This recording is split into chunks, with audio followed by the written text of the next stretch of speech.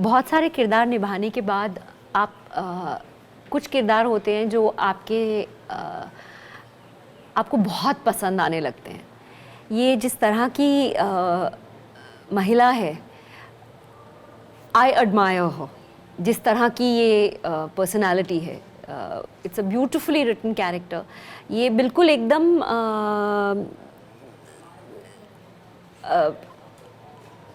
Never give up kind of character है।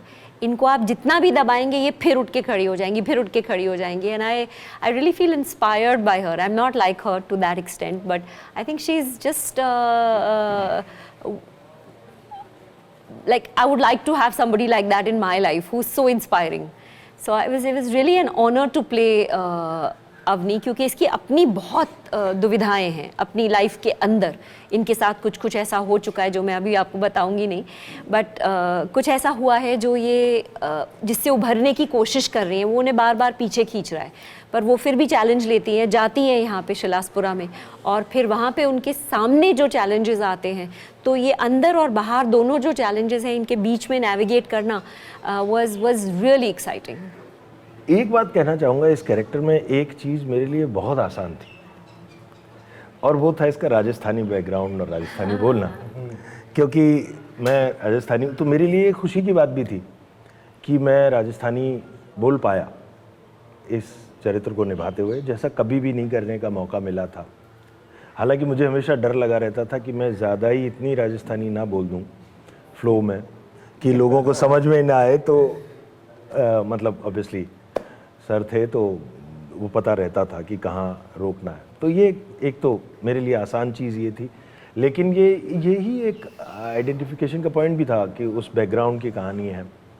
और हालांकि मैंने पुलिस मतलब मैंने यूनिफॉर्म बहुत बार प्ले किया है, चाहे वो पुलिस हो चाहे आर्मी हो और भी कैरेक्टर्स, लेकिन ये बड़ा इंटरेस्टिंग है। जैसा उन्होंने कहा टेक्नोलॉजी और ट्रेडिशन, तो ये एक ऐसा है जिसकी ड्यूटी दो तरह की है, कि उसकी एक ऑफिशियल ड्यूटीज़ हैं और एक ट्रेडिशन को लेके भी उसको लगता है कि मेरी कुछ ड्यूटीज़ हैं, और वो दोनों निभाता है। और उन दोनों के बीच कॉन्फ्लिक्ट होगा डेफिनेटली, और हमेशा किसी कॉन्फ्लिक्ट को प्ले करना ही एक एक्टर के तौर पे आपको एक्साइटिंग और चैलेंजिंग लगता है। बेसिकली कहानी इन दो चीज़ों को एक्सप्लोर करती है, ट्रेडिशन एंड टेक्नोलॉजी के बीच में जो एक ग्रे एरिया है हमारा, उसको एक्सप्लोर करती है। हम एक डेवलपिंग नेशन है, तो हमारी ट्रेडिशंस डीप रूटेड है और हमारी बिलीफ्स उसमें उससे भी ज़्यादा स्ट्रॉन्ग है।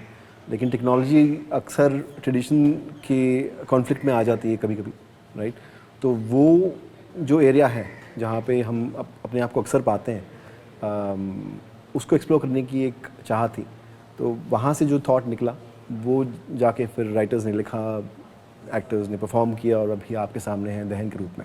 अच्छा, मैं बहुत फंसी रहती हूँ इसके बीच में कि मानना चाहिए या नहीं मानना चाहिए। अब अगर बिल्ली रास्ता काट जाए तो मैं 2 कदम पीछे, मतलब चांस क्यों लेना?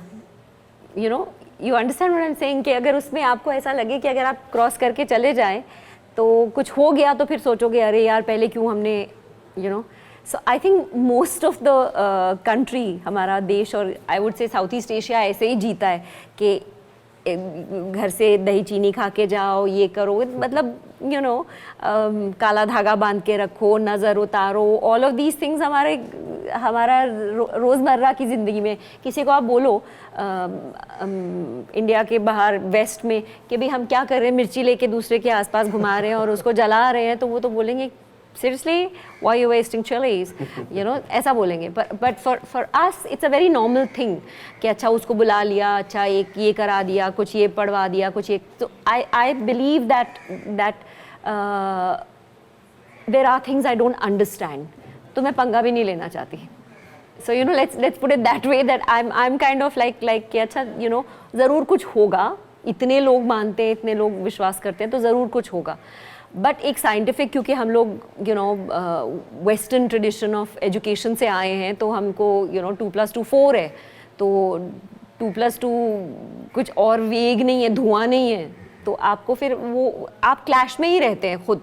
और इसी वजह से ये कहानी मुझे बहुत अमेजिंग लगी, क्योंकि साइंस और सुपरस्टिशन के बीच में जो तनाव बना रहता है हमारे सब कॉन्टिनेंट में, ना सिर्फ इंडिया में, but you know even if you talk about Bhutan, Nepal, Pakistan, India of course, Sri Lanka, पूरा साउथ ईस्ट एशिया, यहाँ पे सब लोगों के ट्रेडिशंस और साइंस के बीच में कंटिन्यूअस कॉन्फ्लिक्ट है।